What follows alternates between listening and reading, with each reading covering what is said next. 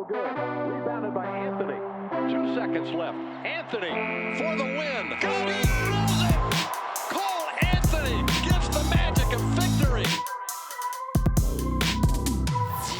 Close up Magic. All right. Welcome back to another episode of the Close Up Magic. I'm your host, Stephen Cameron, and today we have a fun co-host. He's been on the show multiple times. Patrick Shehu, what's going on, man? How you doing? Good, man. I appreciate you having me on again. Bro, I appreciate you jumping in. Let's give a little backstory here. Malik was supposed to, as normal, like join the show, but he had some crazy work stuff happen.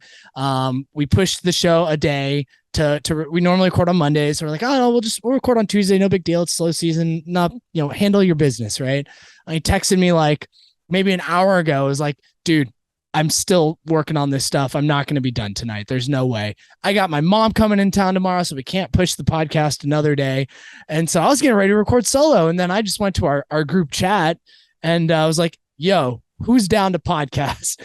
You came in, saved the day, man. So I appreciate it. And the funny thing is, man, what I find ironic is like, it's 8:40 my time. It's almost midnight your time. And you're like still doing this. So, I'm going to cheers to you right here. Thank you, Patrick, for jumping in. Yep. Perfect. Man, how you been? You enjoying the slow off season that we've been having? I am, but I'm not. But more so just excited for the season. So I think it goes a little bit slower when you're looking forward to something. Sure. But I'm loving all the different videos. It seems like everybody's dropping. We have like Mo Bamba has that picture of like all the sweat marks. I love those. Everybody posts those in the gym, and then obviously Paulo seems to drop 40 to 50 every other day when he goes to these pro-ams. So it's cool to see. I like it. Yeah, I guess it really hasn't been that slow of an off season. I can't remember any of our past players doing pro-ams in the middle of August. So it's, giving us a little bit of something to talk about. And, last off season was great. We had Suggs and we had Franz, but they just didn't get this kind of attention that we're getting. Every now and then you'll hear a rumor about the Magic, which we'll actually talk about later on in the podcast about one of the most recent ones. So it's, I don't know. Yeah, it feels a little bit weird. Are you doing anything to like get you by outside of basketball to get you into the season? Are you gearing up for NFL or doing like hoops on your own or something like that? So I just finished my adult league, so I play basketball outside of that. But other than that, man, I'm in 3 fantasy football leagues.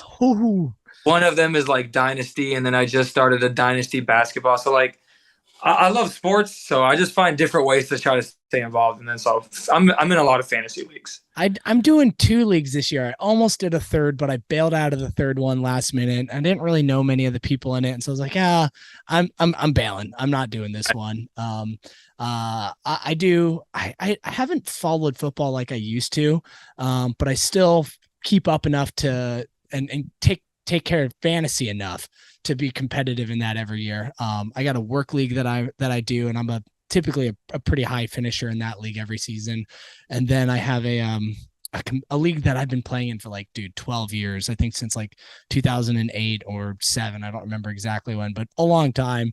And I do pretty bad in that. I have some work to do to regain some reputation in that. I went from winning this league twice in 3 years to the last 3 years I've come in last twice. So I got some work to do. Well, that's all that matters is the rings. Yeah. I got a couple rings. I'm in a rebuilding spell with this league. So, oh man. Well, let's get into the housekeeping first, before we get into the meat and potatoes of the show. This podcast is brought to you by 19 Media Group. It's the podcast network that's got life, entertainment, all sorts of different types of podcasts for you to listen to. Go check them out. I'm going to shout out the Baseline podcast that is actually run by one of the founders of 19 Media Group, Warren Shaw, and then his co-host, Cal Lee. They've been doing some great work this offseason with their weekly NBA podcast, just really doing some engaging conversations. They recently did a podcast about the definition of what makes a two-way player versus a 3-and-D player and like kind of like how do people fall into different like stereotypes and categorizing and stuff like that. And like just, really good, like thoughtful conversation and not just the same old stuff you hear regurgitated on every other show. So shout out to the Baseline podcast. Last thing, and then we'll get into the fun stuff. Go ahead, subscribe to this. If you're watching on YouTube and you haven't hit the subscribe button, hit that button, please. We're trying to get to 200 subscribers by the end of the month. I think we're in like 160-ish range. So we're not too far off. So just a handful more of you need to just keep hitting that sub button. That'd be great. And then, yeah, just, leave a review, subscribe, do all the good stuff, and share it with a friend. That's all we could ask for. All right, Patrick, I didn't ask you to do this because you literally said yes to doing this podcast like 20 minutes ago, but I'm going to still do the tweet of the week because it's actually pretty cool. It's a Magic related tweet of the week. Those of you that follow me on Twitter know that I'm also into NBA Top Shot, the digital, basketball moment collectible aspect that's partnered with the NBA. Well, anyways, they've partnered with the Orlando Magic. The Orlando Magic group is actually called Packs and Pinstripes. I'm wearing the shirt right now. But they've partnered with the Orlando Magic for the Orlando Magic Youth Foundation annual 5K.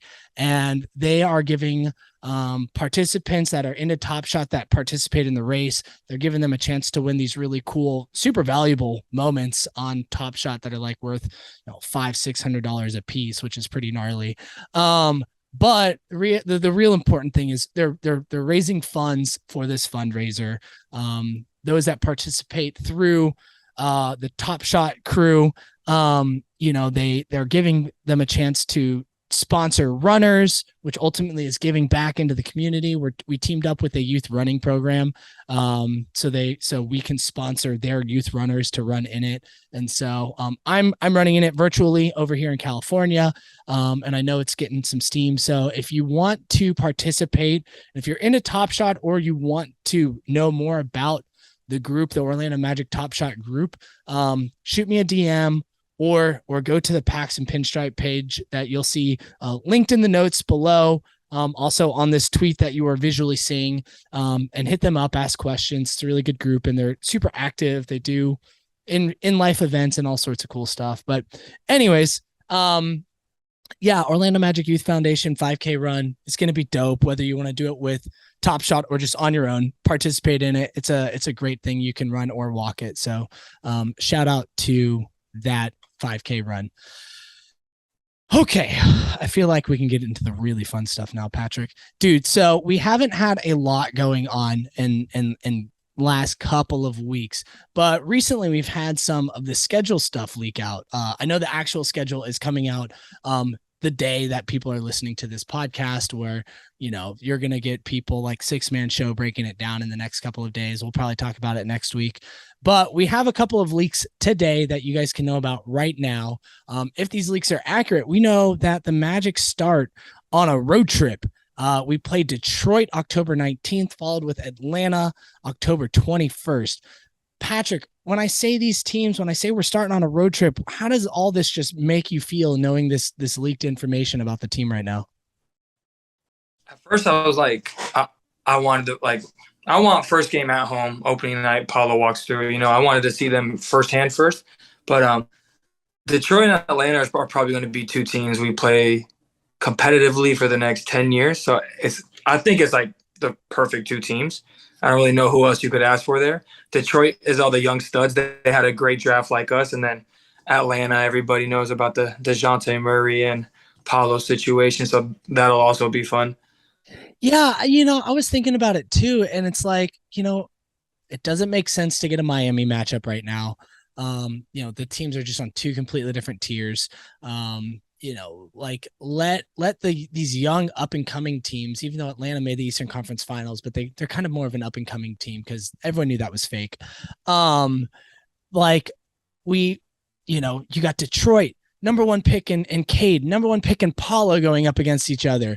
Just 1 year apart drafted. You got Sadiq Bey, they got Jaden Ivey. Who else? I feel like they got someone else that I'm missing too, but like a nice, really young up and coming team that's like, they're going to be pretty talented this coming year. And if they can stay healthy and, buy into the coach's system, It's just going to be, I think they're going to be a really fun team. And I don't think they're necessarily going to be an easy team for the Magic to beat by any means this year.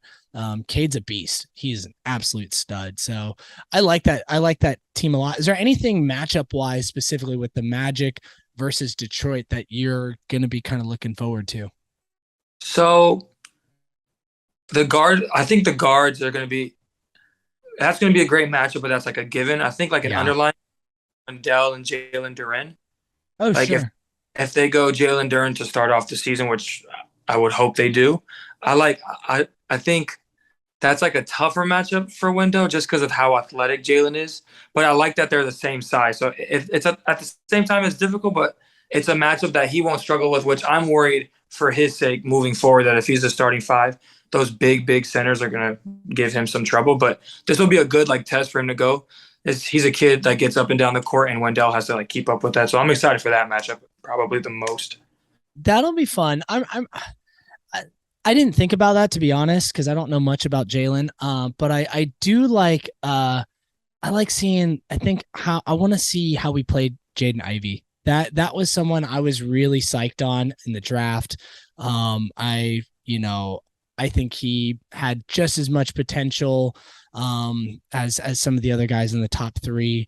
I still almost consider it a top four, not necessarily for us, for Jaden Ivey, but like, I didn't really consider him for a number one option, but I did like a lot of what I saw from him as a prospect. And, he's just such a dynamic guard. And so I'm interested to see that matchup as well. Right.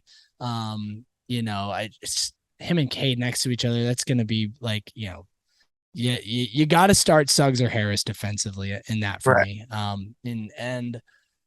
Cole, scoring wise, he's a nice punch, but at the same point, like you got to stop those guards, and Suggs or Harris are elite. Not elite, but they're really, really good defenders for the guard position. So it's kind of where my head is at. What about Atlanta? We got, the Seattle, what are we going to call this? The Seattle Squamish, the Seattle, the Squabble. The Squabble. That's not a bad one. I think I've heard more, so I threw that one in there. Yeah, I don't mind it. I think it needs like, everyone's already hyped about this, which I think is like way acting at this point.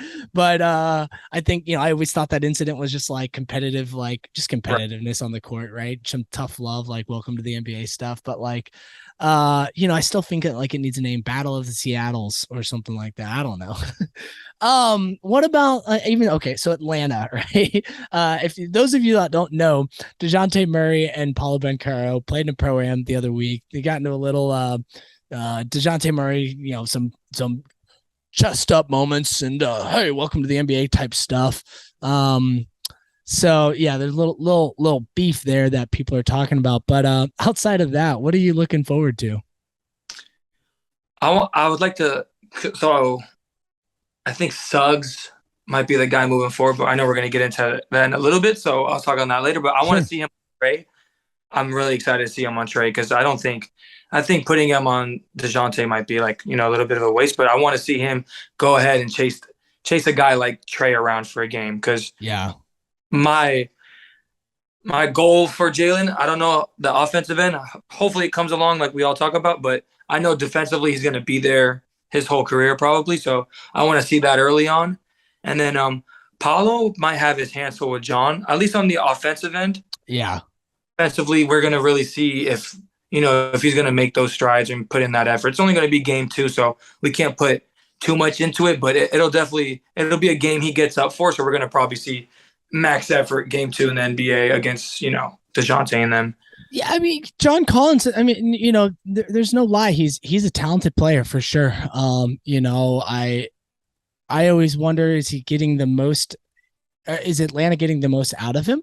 Because there's always rumbles about him being on the trade block and some other weird stuff going on there with him in Atlanta. So like, I do wonder sometimes if he is going to be the best that he can there, or if he flourishes elsewhere.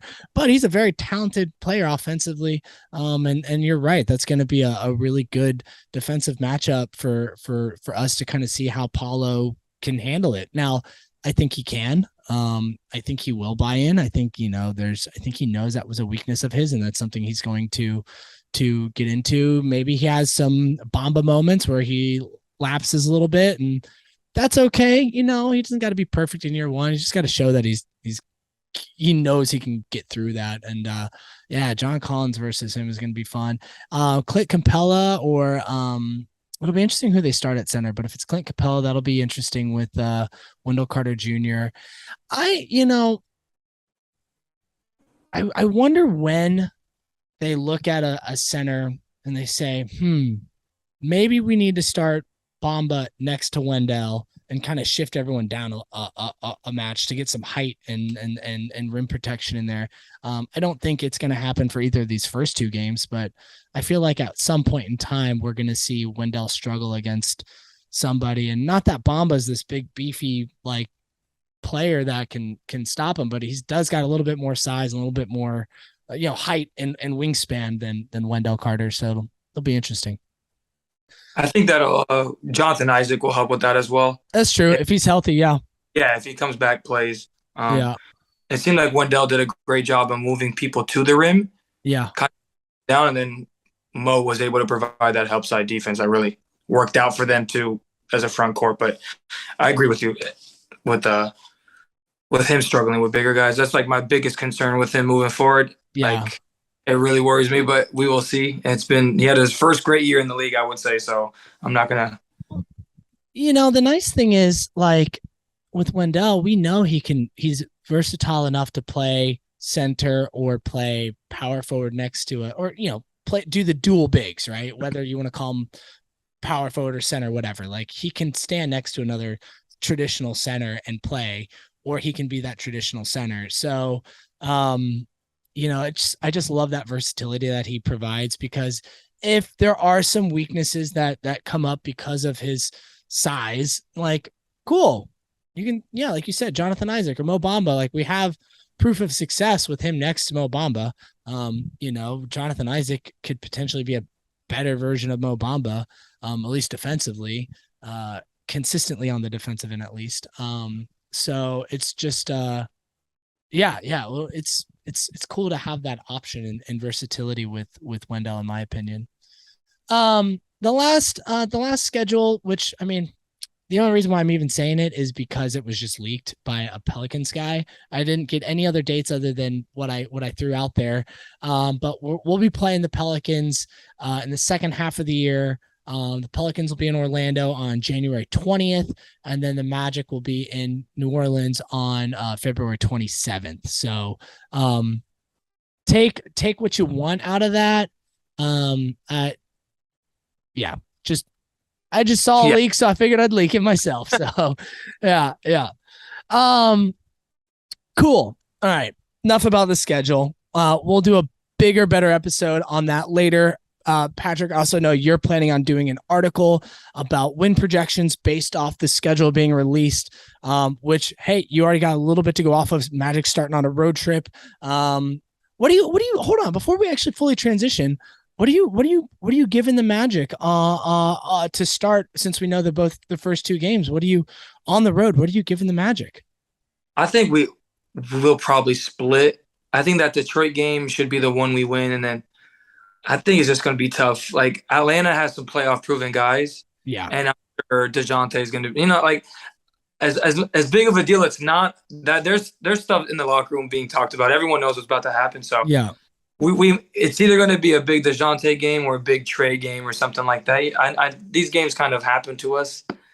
Like, and DeJounte's a good player. I know Magic fans don't like him, but, like, dude made an all-star team last year. He's only 24, 25, young, got size, really good defender, good offensive player. Like, he's no one to, like, just shrug off by any means, And I think he's much better. I didn't think personally, like, I'm sure we won't go too much into it, but I didn't think the trade value was really there for him. Like, I thought it was a little bit too much, but I think he makes them, like, significantly better. I think he helps them get in his sets better. Great defensive play on the perimeter. And then as long as he can knock down that 3-point shot a little bit better, he should be a great piece for them, like, on both ends. I hope him joining Atlanta allows Trey to play a little bit more off ball. Right.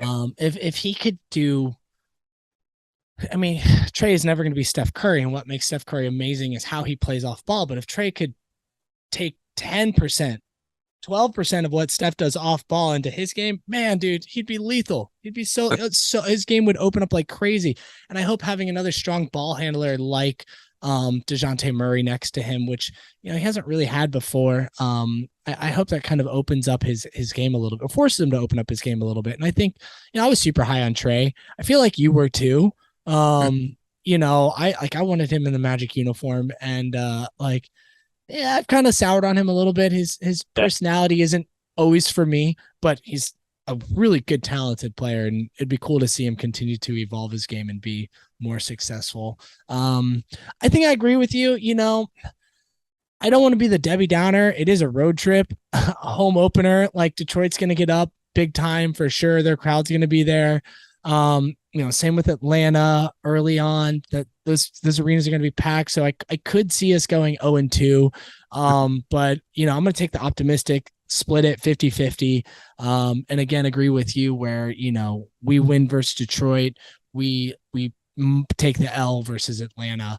But that would be okay. If it's only a 2-game road trip, that's okay. Granted, I think there might be a third one snuck in there. Maybe it's a 3-game road trip and we hit Charlotte after Atlanta or something like that. I don't know, or Miami. But hopefully not. I don't know. It'd be nice to get back home quick. I know you want to get back, and right. It's a Friday game. So you can go to the game and enjoy the evening afterwards. Which is definitely important. So that's so yeah. Oh, dude, Amway's in a great location. You just walk to the bars. It's perfect. So we can either drink our sorrows away or celebrate the win, So yes, exactly. It's one of the reasons why I miss living in Oakland or Orlando for sure. Dude, let's get into it. There was an article that came out about Jordan Poole and the Warriors, and within the article, it wasn't saying the Magic are going to throw money at Jordan Poole.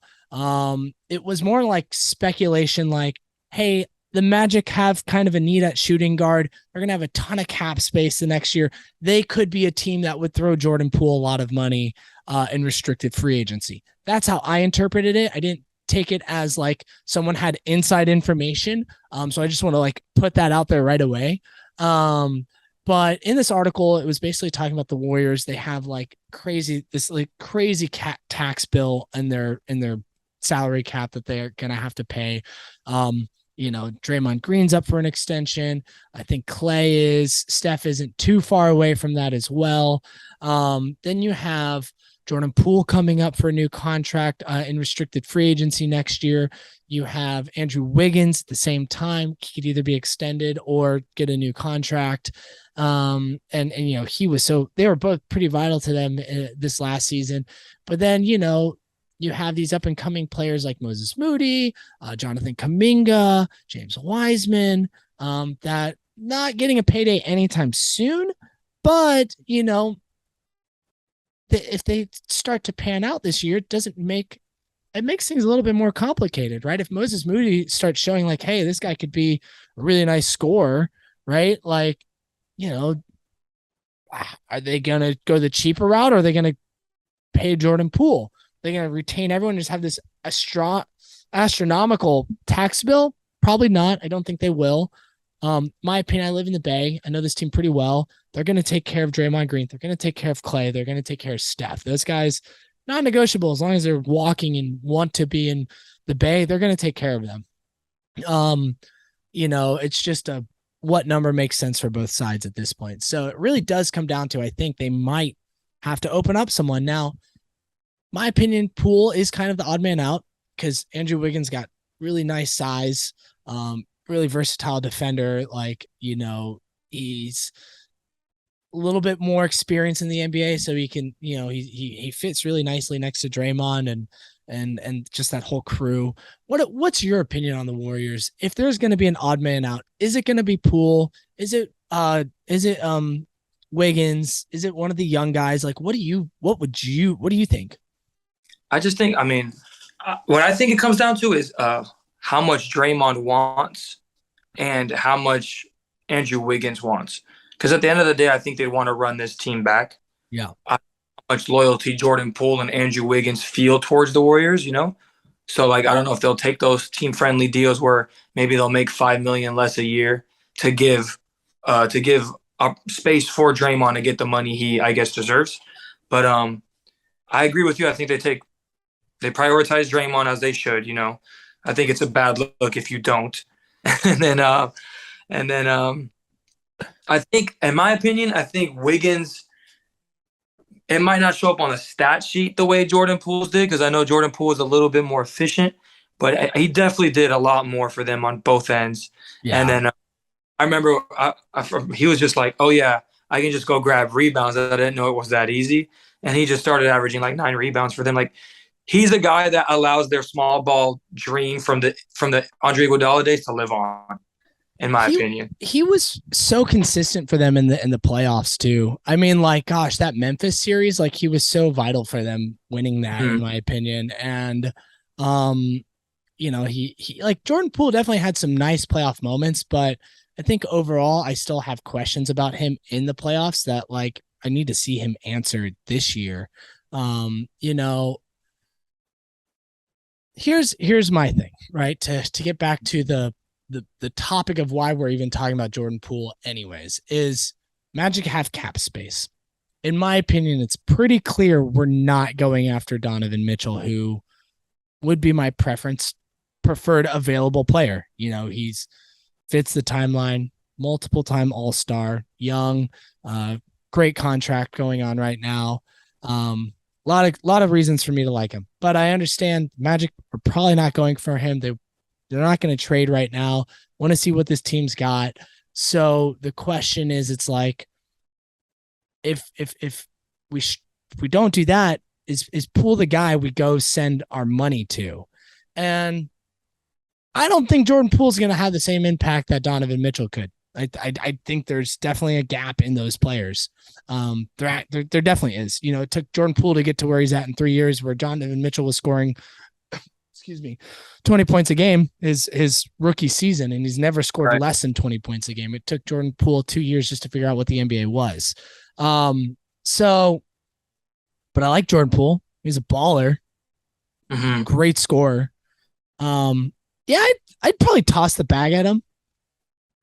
Question for you though. What does our players have to do, and Suggs and Cole and kind of to an extent Gary Harris, but not really.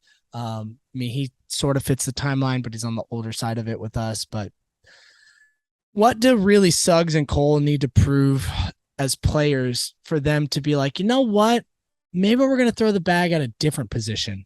Maybe we're going to throw the bag at like this incredible like center to play next to Wendell, or just another position, point guard. I don't know, like no slander, but just make them think elsewhere, outside of shooting guard. What do Jalen, Suggs, and Cole need to do, in your opinion, to prove that? I think Jalen probably runs away with the position if he can just knock down the 3-point shot at 35, 36%. Because I don't really like, unless Cole becomes, Jordan Poole-esque before Klay Thompson, where he was averaging, 21, 22 a game off the bench to the point where you have to start him. I don't really see a way that Cole really surpasses Jalen, especially with the way our roster is set up right now, where I think Markel is an above-average defender. I think Franz is an above-average defender. The word is still out on Paolo. We'll leave him as average to maybe below average for now, I guess, until proven otherwise. And then Wendell's a little bit undersized, but he's a great defender. Yeah. So I think Jalen would be the perfect player there to kind of handle the roles of out on the perimeter. Like, hey, I'll go get him. Whoever him is on that team, I'll go get him, and you guys can do the rest. So if Jalen can just go on the other end and shoot the 3-ball well and be like a second or third initiator of the offense, I think he runs away with it. Like, if he can just shoot the ball well, I'm over the moon about him. And then Cole is. Sorry, finish up with Cole. I was just gonna say, man, like, I agree with you on Suggs a lot, actually, and I'm super high on Suggs. I really am. I don't know if by the end of this year, he'll be shooting where I want him to from deep, but I think he'll eventually get there. And ultimately, I think like my range for him is like 36%, 37%. I think he can get there in the next season or two. If this year he goes and he has stretches of really good shooting, but ultimately it ends up around like 34% for the season, like that's okay as long as he's continuing to project upwards, tightens up his handle a little bit, gets a little bit better at finishing around the rim. I mean, he doesn't have to like transform his game, but just continue to prove that he's growing in his weak areas offensively. With the, again, 3-point shooting, tightened handle and a little bit more finishing because he's got the size to finish, which is great. He was getting calls pretty frequently last year when he was driving to the rim. And so like I'm kind of with you. Like if things lock in offensively for Jalen Suggs, like I think it really does make them think, okay, we got $60 million potentially. Like, how do we want to spend it? Where do we kick the can down the road? Do we not go after restricted free agency and maybe save it for like a trade possibilities? There's lots of ways to use your cap space other than just signing someone. So that's my that's my opinion as well. Now, shooting guard. Who is your starting shooting guard to start the year? Me and you were big pro Gary guys, I would say, in the chat. Me and you were like, bring Gary back, bring him back, We are aligned on many things for Magic basketball. Yeah, I feel like on like 70 to 80% of the topics, you and I are like exact twins with that. And then there's the other part where you think I'm like the worst person in the world, and that's okay. Gary, so his contract to me kind of told me was like, hey, we want you back. We loved what you did for the team. But if everything goes to fails, we're going to get you out of here for your sake and our sake, right? Yeah. So I don't see him being here long term, which I would have loved if he got like a 3-year deal instead, kind of. Sure. He could have stuck around because I'm probably one of the more optimistic people on the season this year. And you guys will see that in the article when I probably do it. But if he had that 3-year deal, I would love for Gary to start, be that veteran presence on the court for us. On top of he shot the 3 ball very well last year. He plays great defense, especially when everyone's engaged. I feel like everyone's defense goes up. So when we're winning games or we're in that playoff or play-in chase, defense is just going to rise up for everybody. So I would have went him, but I'd probably prefer Jalen because I just don't think the drop-off as a whole is that much from him to Gary. Defensively, I think he's better. And then obviously offensively, he's going to be a little bit more of a struggle. But I'm optimistic that I think he shot at like 22% last year or 23 from 3. Yeah, pretty bad. He was in and out of injuries. His thumb was bothering him. I don't think it was really a representation of how well he shoots the ball because I think he has prettier jump shots on our team. It's just a matter of fact of him getting reps and it falling and, stuff like that for him. So I would go Jalen. I don't really consider Cole at the 2 spot just because I think him and Markelle don't complement each other well defensively. Offensively, thrive with Markelle, but you'd have to play him with like probably J.I. And I don't know if you can move Jalen Suggs out to the 3 maybe for like a little small ball lineup, but you got to go your best 3 defenders after you go Cole and Markelle. So yeah, Markelle's a good defender. To me, I think I'm like a hair lower on his defense than you are. Not saying that he's bad, but just like I think he's a little bit closer to like average to then better than average, which is fine. He's going to cause trouble. So yeah, I agree. Defensively, if you have Cole next to Fultz, I think that leaves a lot to be desired, particularly if you're going up like a Dame or who we just talked about, Trae Young. Those really elite offensive guards that are just like tough, right? Particularly if they have size to them. Then yeah, granted, I just named like 2 6-foot guys, but like like the bigger guards. So the reason I am Team Harris as a shooter, or I just dropped it as a starter, is because of his shooting abilities, right? He doesn't need the ball to be successful. He can shoot the ball, or he shot the ball last year at 38% from three. I want Paulo and Franz to be the most successful they can be.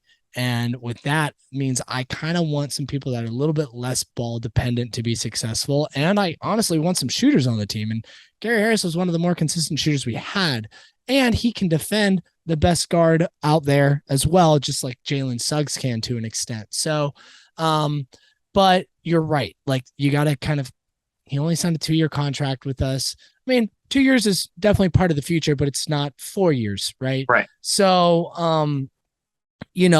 but also, like, I think Suggs, like in the second unit, provides he's got less competition, so he can have the ball in his hand a bit more, and he's going up against a little bit lesser level of talent than he would as a starter. I think, like, if Gary Harris was the starter, I would hope to see Suggs take over that spot, somewhere mid-season, to kind of like show, like, oh dang, like, shots dropping. He's gotten some things offensively tightened up and can just, like, he can take over that shooting guard rotation. So we'll see. Ultimately, I'd be fine with either one. I think I agree with you. Cole does not make sense, but at the same point, man, like, if Cole's playing like he did at the start of last season, like, dude, it's hard to leave that on the bench. You don't leave that on the bench. Yeah, he was a 21, 22 point per game scorer last year, the first 2 months of the season. So it's like, you can't, he's the starter. It's just, where is he starting at this point, the 1 or the 2? And you're probably not taking Markelle Fultz off the court. So you're going to slide him into the 2 and just deal with it elsewhere. So I don't know. And then you could go really big and just shift all those guys to the second unit and have Franz at the 2 next to Cole, or Fultz, and Paulo at the 3, and Wendell at the 4, and then J.I. or Bomb at the 5. You can go crazy. But I don't know. I think we heard one of the GM or president say, "Oh, Suggs is the starter," and that was, in my opinion, was said before free agency, before we knew we were retaining people. It just feels really weird to claim someone as the starter, like, directly after the season ended, before training camp, before free agency. Like, I don't know. I'm not taking what we heard from them as gospel. So, right. Yeah. I also think they're, like, maybe when the season's lost, they're in Coach Mosley's year. But other than that, I think it's really just down to how Coach Mosley wants to run it. I agree. And it's just like, maybe they get, that's when, like, hey, it's time to take Gary out the lineup. Let's just let the young guy, we'll lose what we lose and get a higher pick, But other than that, I think Mosley goes, I'm going to win as many games as we can, obviously. And then I guess the cards may fall, as I don't know what the saying is, but you know what I'm trying to say? Yeah. I like what you were saying. The Gary Harris probably makes a little bit more sense, because I think Cole will play a lot better with Suggs. Because Suggs that ball handler, like, run the offense through him thing, and then kind of lets Cole go do his thing and not have to worry about getting people the ball. So there's a bunch of options, a bunch of good options. So I'm happy, Dude, we're in a position where we have good problems, right? It's like, oh, hey, how do we want to spend our millions of dollars in cap space next offseason? Do we want to throw it at Poole? Do we want to use some of it in a trade to bring back someone massive? Like we got options, and these are good problems to have right now. Who do we want to start at shooting guard? We have a lot of, like, promising guys, or a proven veteran that is, 27, like, not exactly, he's in his prime right now. Exactly. So it's, if J.I. is healthy, like, good problem to have, we'll figure it all out. Because imagine if J.I. is healthy and back to the old J.I., like, defensive player of the year, like, you can't keep that off the starting lineup either. It's like these are all really good problems to have right now. And I'm thankful I am not Coach Mosley that has to make those decisions.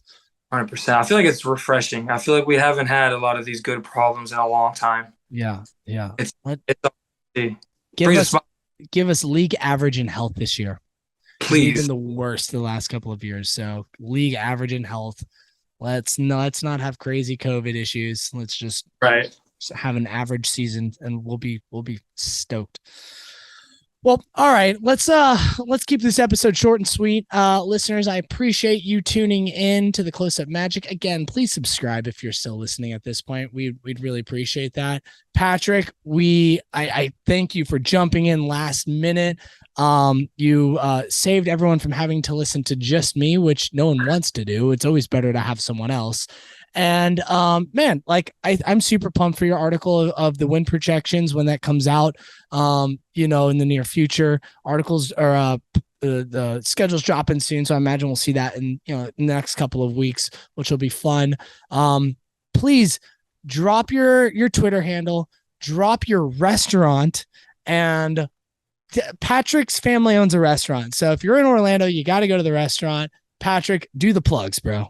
All right, so my ats are Patrick Shehu 2 on like everything. So Patrick with no C, so it should be kind of easy to find me, and then just SHEHU 2 on Twitter and Instagram. That's what I mostly use. I post a lot about the Magic. I do stuff with the Close Up, of course. Then my restaurant's called Torino's Pizza. It's over here in Oviedo, Florida. It's about like 15, 20 minutes from the Amway, so everybody gets a good idea of how far that is. About 15, 20 minutes from the Amway. Yeah, stop by. I've been there a lot lately. My family's back to kind of run it because it's my parents, so they're back from vacation. They'll be running it again, but I'm there on Fridays if you guys ever want to come in and yell at me for my takes. What's the best pizza you guys got on there? My favorite? Yeah, what's your favorite? This is weird. It's a weird take, but I got two. I got a bruschetta, if you guys know what a bruschetta pizza is. Love bruschetta. No sauce, feta cheese, tomatoes, basil, and like balsamic vinaigrette on top. I love that. I haven't had that in a while actually, so I'm gonna get that soon. And then I do like a meat lovers. We call it a meat extreme with pineapple. Oh, nice. I'm a pineapple fan. Oh, I love pineapple. Yeah. Throw some hot sauce on there with the pineapple, so you get a little sweet with the fire. Ooh, that's my jam. Oh yeah. I do that with chicken wings. So like I kind of have the hot sauce. I'll do like hot wings. Nice. With like those. I love that. It's my favorite. Dude, go to name drop again. Torino's. Go to Torino's in Oviedo. All right, listeners, appreciate you tuning in to another episode of the Close Up Magic. We will catch you next week with another one. Peace. Go Magic.